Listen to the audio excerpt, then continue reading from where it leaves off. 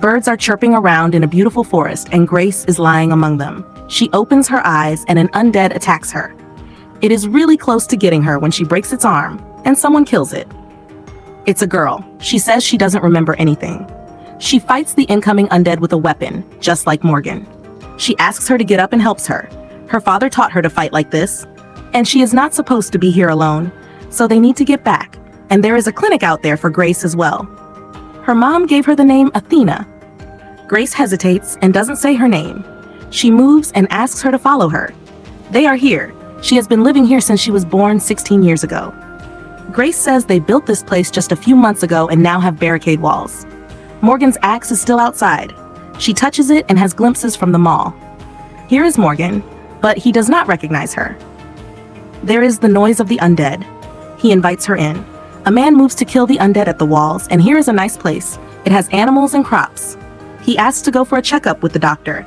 He actually does not recognize her because his memory is not the same as before anymore. She tells her name again, and he does not believe her.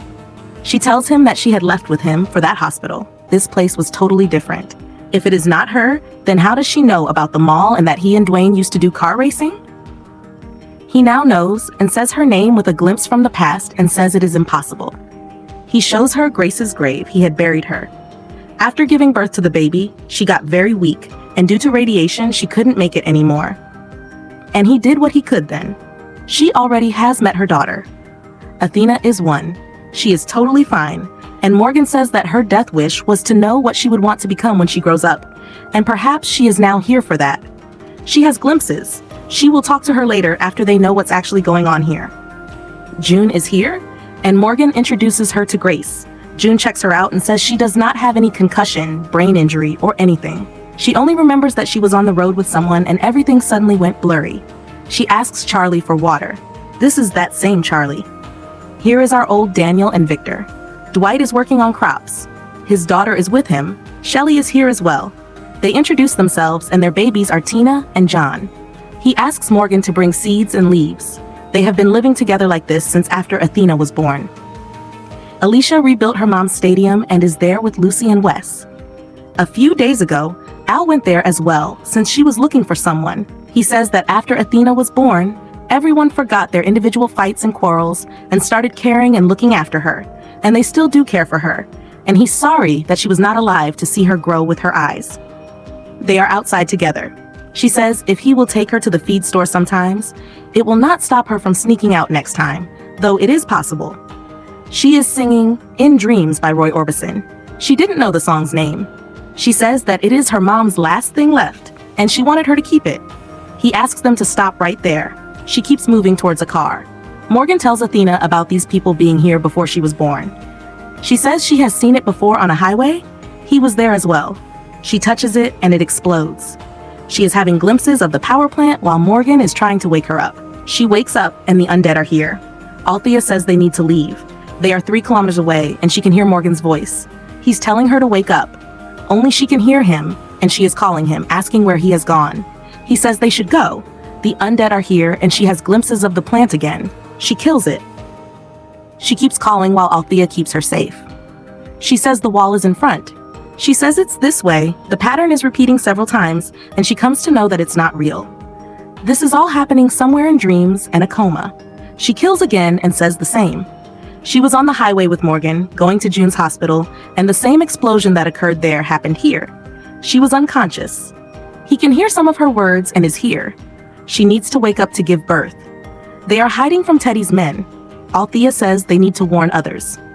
She can't hear him because she is not real. She gives her a touch to ask if it's real. Her mind is processing a lot of memories at once. She wanted her and everything to be real.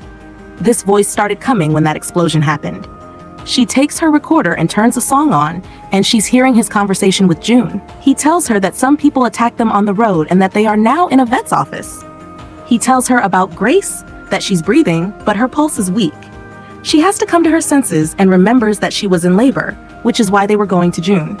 He tells her that this office is at the junction of 77 and 28. They are coming on horses, and the ETA is 5 to 6 hours. She is trying to reach him. He checks outside the windows and the attackers have found them. They fire at him. She sees undead being killed. He tells her they are in trouble in the real world.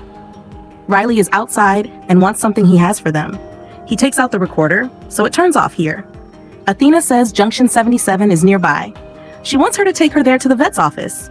It's working, and she's hearing it again, along with Athena. They're seeing the attackers, and she is in pain. Both are in pain. He's taking her somewhere while Riley is here, takes out a knife, and attacks her. She can't even move to do anything. She kills Riley, and he dies instantly. Athena is feeling them as well and says she's real. She tells her that she's her mom. She didn't tell her before because she didn't seem real before. She apologizes for taking her recorder, and she apologizes for hitting her with a stick. After she comes to her senses, this will all fade away. She says she has to wake up to make sure she is safe. There is a horse here, and it whinnies before them. They take it. That song playing was her biological father Matthew's favorite song. He was handsome, kind, and a big fan of Roy Orbison. He was exposed to radiation, and she is his sign. She's hearing him again. They are getting in. He puts obstacles. They are here, and they open the door, and an undead is here. She closes the door. Athena asks what's wrong. She tells her about this dreamy world created like this, and her grave there in the dam is because she's sick like Matthew due to radiation, and now she doesn't have much time left. She can't be cured of the radiation. Now Grace knows that she is strong and will survive and thrive in the world alone. Athena was outside when they met because she thought if she brought seeds, he wouldn't have to. She wants them to stay with her. Undead Riley and his men are here and step forward. She says to spend this remaining time with her. She will fight. They are slow in coming. They remove barriers and are in front of him. He warns them to turn back and leaves without the key. Because of Morgan, their two friends and a bounty hunter are dead. He moves ahead, and so do they.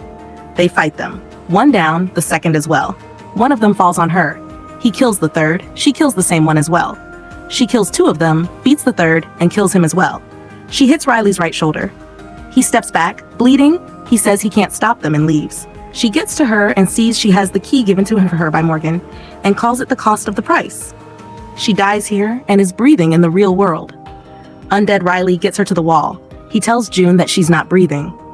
Seeing Matthew and Morgan, Riley says they're both already dead. His men stand up again. He is working, trying to get her heartbeat again, but there is no sign yet. He says he'll never give up on her. Someone kills Riley. Her father is here. He gives her a hand to get up. He is onto it. Across this door is the real world. He hugs her. He gets closer to check her breaths and sits with her. He hugs her and asks her to remember this time as she grows up. He gives her recorder to Grace. She loves Athena, kisses her hand, asks her not to be afraid, and now she needs her to let go. She gets to the door, moves across, and comes to her senses. She says she had to come back so that Athena could be born. She tells him that it's a girl, a daughter. She thinks she will not survive birth. He says he has seen it, her future, and that everything will be okay because of her. She has left a playlist of songs to make her feel that she is with him. He brings her water. He asks about her dream. She says in the last moments, people see some things that they can't understand. She says maybe it was real. He giggles and smiles. He gets her up as a car breaks the door, stops, and Riley has a gun. He throws wood, asks him to move back, and demands the key or he will kill her. Morgan asks what the key opens. She asks him to give it because the baby is the future and the key is not.